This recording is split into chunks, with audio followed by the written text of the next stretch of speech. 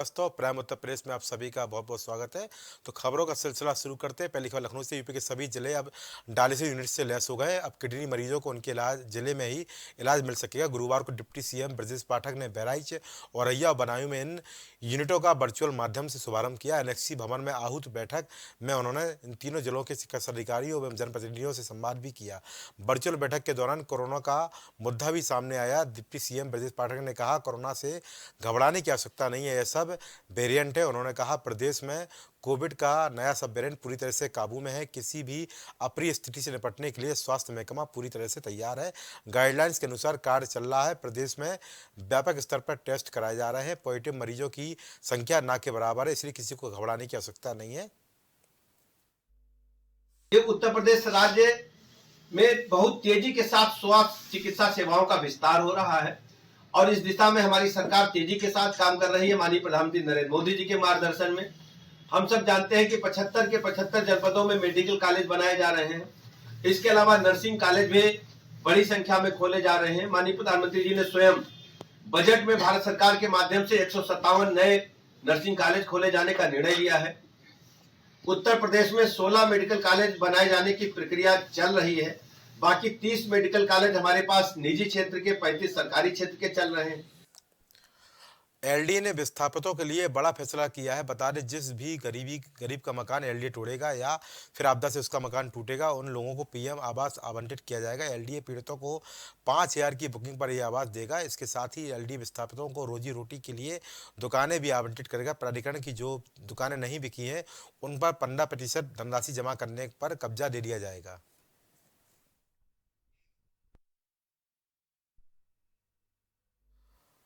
बजरंग दल प्रांत संयोजक विकास त्यागी ने कहा है कि 500 वर्ष के लंबे संघर्ष के बाद और लाखों लोगों के बलिदान से कोर्ट के निर्णय पर राम मंदिर का निर्माण हो रहा है। इससे विरोधियों में दर्द हो रहा है। विरोधी लोगों की भावनाओं के और सुप्रीम कोर्ट के निर्णय के खिलाफ बयान दे रहे हैं। उन्होंने कहा, जो कहते थे वहाँ मस्जिद थी और मस्जिद को शहीद कर मंदिर का निर्माण किया जा रहा है, उन्हें बता दूँ वहाँ कोई मस्जिद नहीं थी। बाबर आक्रमणकारी था और उसने राम मंदिर तोड़कर मस्जिद का निर्माण किया था।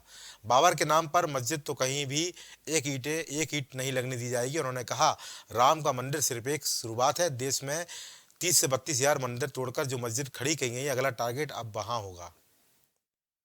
राम का मंदिर का निर्माण 500 वर्ष के लंबे संघर्ष के बाद और लाखों लोगों के बलिदान के बाद राम का मंदिर हो रहा है और कोर्ट के निर्णय के बाद राम के मंदिर का निर्माण हो रहा है। लंबी लड़ाई कोर्ट में लड़ी गई, उसके बाद भी राम का मंदिर का निर्माण वहां हो रहा है, उस पर उंगली उठाई जा रही है। ऐसे लोगों के खिलाफ सरकार को कार्रवाई करनी चाहिए, क्योंकि करोड़ों करोड़ों लोगों की भावनाओं के खिलाफ उनका बयान। बड़ी खबर बलिया से है। बलिया जिला जेल में निरीक्षण के दौरान कैदियों के पास से मोबाइल बरामद हुए हैं। निरीक्षण के दौरान 2 कैदियों के पास से एंड्रॉयड मोबाइल फोन बरामद हुए। एक कैदी गैंगस्टर तो दूसरा हत्या के मामले में निरुद्ध है। कैदियों ने ये मोबाइल बिस्तर के नीचे छिपा कर रखे थे। बैरक नंबर 4 के कैदियों से मोबाइल मिले हैं। जिला राजेंद्र सिंह ने नगर कोतवाली में तहरीर दी है। ये दिनांक 26/12/23 को जेल प्रशासन द्वारा जेल के बैरक की चेकिंग में 2 निरुद्ध कैदियों से 2 मोबाइल मिले थे, जिसके संबंध में जेल प्रशासन की तरफ से प्राप्त तहरीर के आधार पर थाना कोतवाली में सुसंगत धाराओं में अभियोग पंजीकृत करके विवेचनात्मक कार्रवाई प्रारंभ की गई है। जो दोनों अभियुक्त थे वो बैरक संख्या 4 में है, जिसमें से एक गैंगस्टर एक्ट का मुलजिम है और एक जो है वो 302 में निरुद्ध है। फिलहाल इसमें प्राप्त तहरीर के आधार पर पंजीकृत करके अभियोग आगे की कार्रवाई कर सकते हैं। बागपत के बड़ौद शहर में युवक को पत्नी के मोबाइल फोन से यूट्यूब से गाने सुनना महंगा पड़ गया। पति के हाथों में अपना मोबाइल फोन देखकर पत्नी ने अपने पति की आंख में कैंची घुसेड़ दी और फरार हो गई। परिजनों ने घायल को सीएचसी में एडमिट कराया है, जहां उपचार के बाद उसे डिस्चार्ज कर दिया गया है। मामला बड़ौद शहर के बड़ौली रोड का है, जहां यहां के अंकित की शादी 3 साल पहले रमाला थाना क्षेत्र के शुभ गाँव की युवती से हुई थी। शादी के कुछ दिनों तक सब कुछ ठीक ठाक चलता रहा, लेकिन कुछ समय से किसी न किसी बात को लेकर पति पत्नी के बीच में कहासुनी और मारपीट होने लगी। मंगलवार को युवक ने पत्नी का मोबाइल फोन गाने सुनने के लिए लिया तो पत्नी को गुस्सा आ गया। उसने वो कमरे में गई और कैंची उठाकर ले आई और चारपाई पर बैठे अपने पति अंकित की आंख में भोंक दिया और अंकित लहूलुहान होकर जमीन पर गिर गया, जिसका नजदीकी जिला चिकित्सालय में इलाज कराया गया। जी, ये घटना सवेरे रात परसों करीब होया जी। मैं घरवाली ने कंची मारी थी। कहाँ कैंची मारी, क्यों मारी? मेरी आँख में मारी थी। मोबाइल फोन के ऊपर झगड़ा हुआ था, मैंने हमला कर दिया। मोबाइल फ़ोन किसका था, क्या हुआ था? मोबाइल फ़ोन घरवाली का था। मैं उसके गाने सुनने के लिए, यूट्यूब चलाने के लिए फ़ोन लेता था। ये घटना मेरे करीब 10 बजे करीब हुई परसों। आज थाना बड़ौद के आवास विकास कॉलोनी में पति पत्नी के बीच को लेकर के पारिवारिक कारणों से विवाद हो गया था, जिसमें पत्नी द्वारा अपने पति के आंख के ऊपर कैंची से वार किया गया। इस संबंध में पति की ओर से तहरीर प्राप्त हो गई है। अभियोग पंजीकृत कर अग्रिम वैधानिक कार्रवाई की जा रही है। कन्नौज पुलिस और हिस्ट्री शीटर से मुठभेड़ में शहीद सिपाही के मामले में कई थानों की पुलिस आरोपी हिस्ट्री शीटर अशोक और मुन्ना यादव के घर पहुंची। पुलिस घर के आसपास गांव में पैदल गश्त कर रही है। सीओ के नेतृत्व में पुलिस ने आसपास के गांव में कॉम्बिंग कर रखी है। घर के बाहर भी भारी संख्या पुलिस और पीएससी बल मौजूद है। मामला बिशुनगढ़ थाना क्षेत्र के धरनी धीरपुर नगरिया गाँव का है। पिछले शनिवार को मुठभेड़ में सिपाही शहीद हुआ था।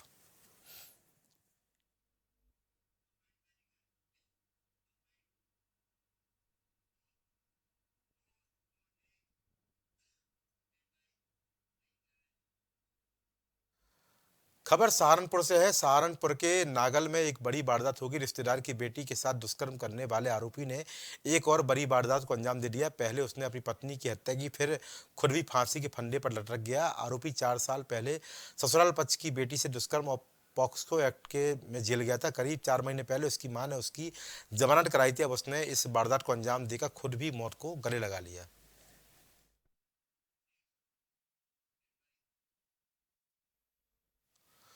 वाराणसी का सबसे प्रसिद्ध दाल मंडी मार्केट में चोरी का मोबाइल बेचने और खरीदने का काम धड़ल्ले से किया जा रहा है। इसकी जानकारी पुलिस को तब हुई जब एक शातिर मोबाइल चोर पुलिस के हत्थे चढ़ा और पुलिस ने शातिर की निशानदेही पर दाल मंडी से चोरी का मोबाइल खरीदा। उसे बेचने और मोबाइल का लॉक बिना कागजात तोड़ने के आरोप में 3 अभियुक्तों को गिरफ्तार किया है। साथ ही पुलिस ने अभियुक्तों के पास से चोरी हुए 21 एंड्रॉयड मोबाइल फोन भी बरामद किए। फिलहाल पुलिस मामले की जाँच में जुट गई है। दिनांक 20 जून 2023 को बिहार से आए हुए एक छात्र जो परीक्षा हेतु वाराणसी आया हुआ था, उसको एक व्यक्ति मिला और बाबा विश्वनाथ का दर्शन कराने के बहाने अंदर ले गया और उसका बाहर जो है लॉकर में सामान रखवा दिया। और जब वो व्यक्ति लाइन में लग गया तो उसका जो है मोबाइल गायब हो गया।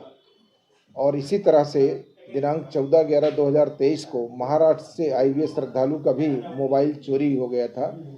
इन दोनों प्रकरणों में पुलिस स्टेशन चौक में सुसंगत धाराओं में अभियोग पंजीकृत किया गया था। अभियोग के अनावरण हेतु एसीपी श्री अवधेश पांडे दशा समिति के नेतृत्व में एक टीम का गठन किया गया था। इनके द्वारा कुशल पर्यवेक्षण करते हुए व नेतृत्व करते हुए एसएचओ चौक श्री प्रवीण व उनकी टीम ने भारी सफलता अर्जित की है। कानपुर में लापता युवक का कुएं में मिले शव के मामले का पुलिस ने खुलासा कर दिया है। पुलिस के मुताबिक शराब पीने के दौरान दोस्तों के विवाद में मृतक की पिटाई की गई थी, जिससे वो बेहोश हो गया था। उसके बाद आरोपियों ने उसे मृत समझकर गमछे से बांधकर कुएं में फेंक दिया था। इसके बाद कुएं में डूबकर युवक की मौत हो गई थी। पोस्टमार्टम रिपोर्ट में पानी में डूबने से मौत की पुष्टि हुई है। पुलिस ने एक नाबालिग समेत मृतक के 2 दोस्तों को गिरफ्तार कर जेल भेज दिया है। मृतक डीसीपी साउथ जोन के बिदनू सिंगरापुर गाँव का था।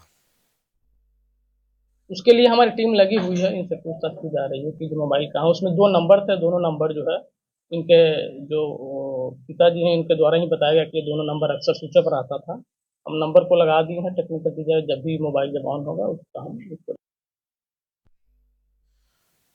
खबर प्रयागराज से है। प्रयागराज के यमुना पार औद्योगिक थाना क्षेत्र के हल्दी कला गांव में कल एक नाबालिग किशोर लापता हो गया और परिजनों ने औद्योगिक थाने में किशोर के लापता होने की रिपोर्ट दर्ज कराई थी। जिसके बाद आज परिजनों को सूचना मिली कि किशोर का शव घर के पास ही खंडर नुमा मकान में पाया गया है। जहां सूचना पर एसीपी करचना फॉरेंसिक टीम के साथ मौके पर पहुंचे तो पाया गया कि किशोर के सिर पर चोट के निशान मिले हैं। हालांकि पुलिस ने शव को कब्जे में लेकर मामले की गहनता से जांच शुरू कर दी है और हत्या का मुकदमा दर्ज कर मामले की जांच पड़ताल की जा रही। जल्द ही मामले का खुलासा करने की बात पुलिस के द्वारा कही गई है।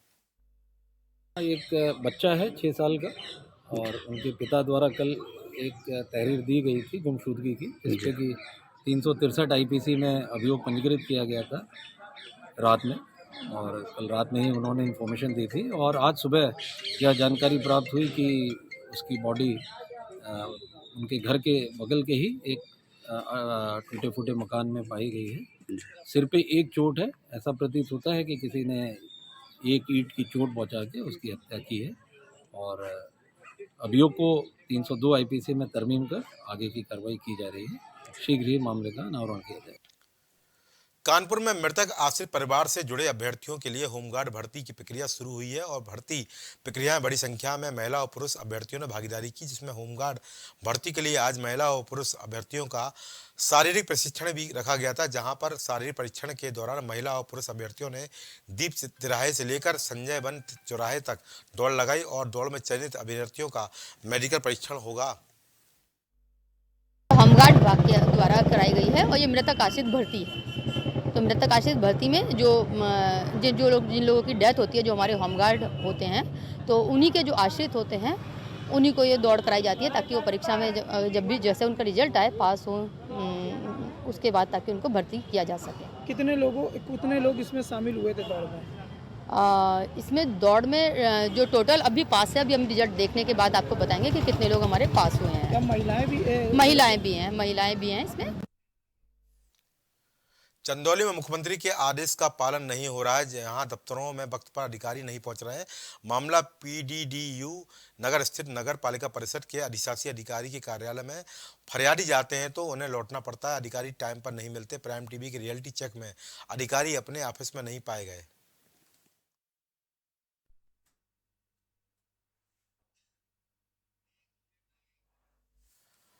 अयोध्या में पीएम मोदी के आगमन को लेकर गोंडा पुलिस प्रशासन अलर्ट हो चुका है। इसके मद्देनजर पुलिस उप महानिरीक्षक देवी पाटन परिक्षेत्र अमरेंद्र प्रताप सिंह ने गोंडा अयोध्या बॉर्डर का भ्रमण कर सुरक्षा व्यवस्था का जायजा लिया और बॉर्डर के आसपास होटल और ढाबा संचालकों को जरूरी दिशा निर्देश भी दिए। उन्होंने नए कर्मचारियों को रखने से पूर्व उनका पुलिस सत्यापन करने का निर्देश भी दिया। इसके अलावा ड्रोन कैमरे से नियमित निगरानी रखने और रूट डाइवर्जन का कड़ाई से पालन करने का भी निर्देश दिया। आईजी ने एसपी विनीत जायसवाल को पर्याप्त संख्या में पुलिस पीएसी बल की ड्यूटी चिन्हित स्थानों पर लगाने के निर्देश दिए हैं।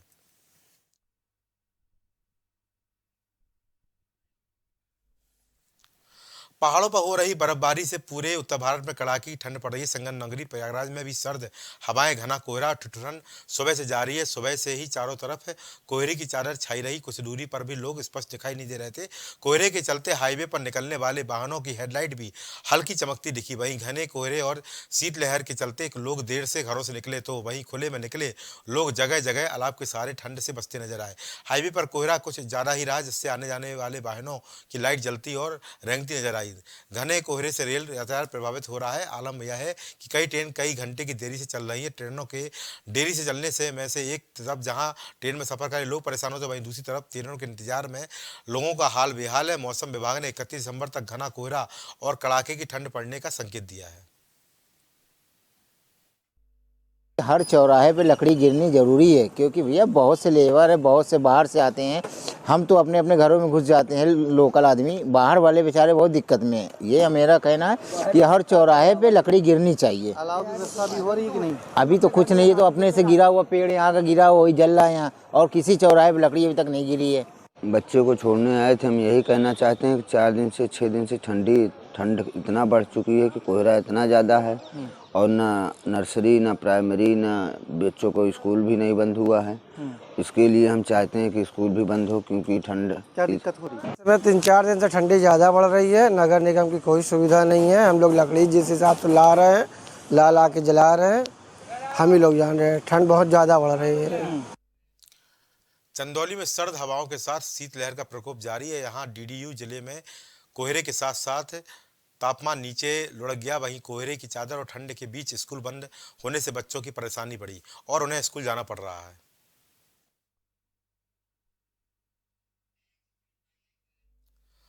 अमरोहा में नेशनल हाईवे स्थित अतरासी में भारतीय किसान यूनियन संघ के हजारों कार्यकर्ताओं और पदाधिकारियों ने 5 सूत्रीय मांगों को लेकर धरना प्रदर्शन किया और जमकर नारेबाजी की। भारतीय किसान यूनियन संघ के राष्ट्रीय अध्यक्ष चौधरी दिवाकर सिंह के नेतृत्व में हजारों कार्यकर्ताओं और पदाधिकारियों ने अपनी 5 सूत्रीय मांगों को लेकर जमकर नारेबाजी करते हुए जोया टोल प्लाजा तक पैदल मार्च किया। चौधरी दिवाकर सिंह ने कहा, प्रदेश में डबल इंजन की सरकार होते हुए भी अभी तक गन्ना मूल्य घोषित नहीं किया गया है। सरकार और चीनी मिलों को कम से कम 450 रुपये प्रति क्विंटल गन्ना मूल्य घोषित करना चाहिए। साथ ही कृषि वैज्ञानिकों को नई गन्ना प्रजाति विकसित करना चाहिए। गजरौला में ट्रामा सेंटर स्थापित किए जाने के साथ ही प्रशासनिक विभागों में फैले भ्रष्टाचार पर तत्काल रोक लगाने की मांग भी भारतीय किसान यूनियन संघ के द्वारा की गई। ग्रामीण क्षेत्रों में खुले ओयो होटल को भी बंद कराने की मांग की गई। इस दौरान प्रधानमंत्री को संबोधित ज्ञापन एडीएम को सौंपा गया है।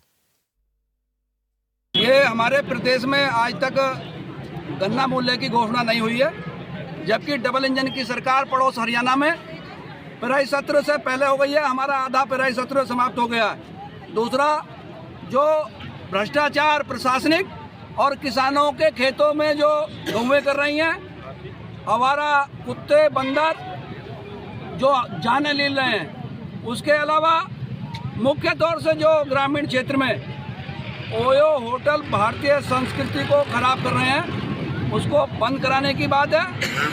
साथ में अमरोहा विकास प्राधिकरण ट्रामा सेंटर ना बनना और जो हमारे ज़िले में जिला सहकारी समिति बोर्ड का गठन ना होके उसके आंदोलन किया है।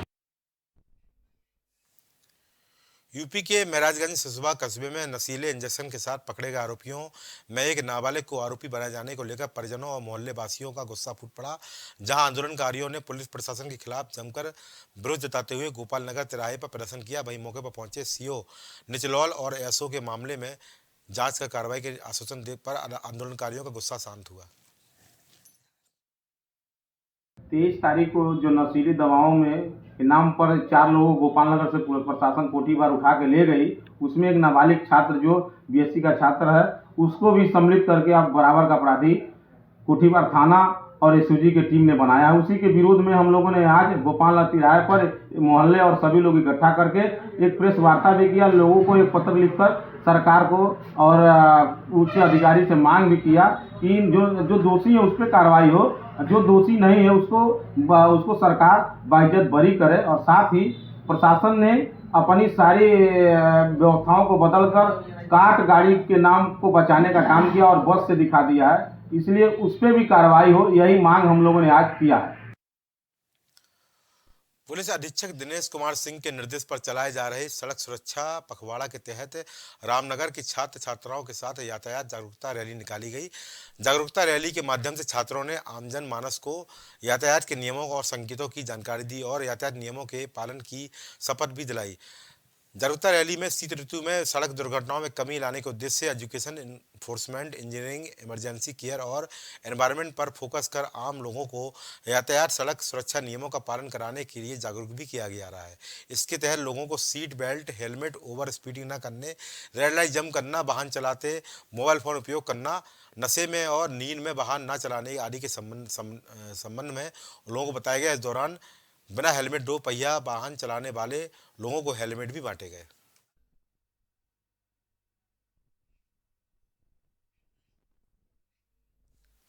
खबर हरदोई से। हरदोई में स्वास्थ्य विभाग की मिलीभगत से संचालित अवैध निजी अस्पताल लोगों को जिंदगी जीने के बजाय मौत बांट रहा है।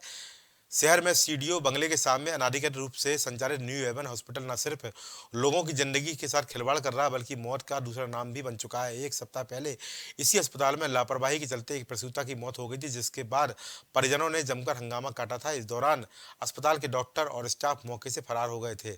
मृतका का परिजनों का आरोप था कि प्रसूता की मौत के बाद उसकी लाश को रेफर कर दिया था, जहां डॉक्टरों ने उसे मृत घोषित करते हुए बताया था कि प्रसूता की मौत काफ़ी समय पहले ही हो चुकी है। इस मामले में स्वास्थ्य विभाग के अफसरों ने कार्रवाई के आदेश दिए थे, लेकिन प्रसूता की मौत के 8 दिन बाद भी अस्पताल के खिलाफ कोई कार्रवाई नहीं हो पा सकी है। आलम यह है कि अस्पताल में बाहर से तो ताला लगा है, लेकिन अंदर अस्पताल को धड़ल्ले से संचालित किया जा रहा है, जबकि स्वास्थ्य विभाग के जिम्मेदार अफसरों का कहना है कि अस्पताल को सील कर ताला लगा दिया गया है। जल्द ही इस मामले में मुकदमा दर्ज करने की कार्रवाई भी की जाएगी।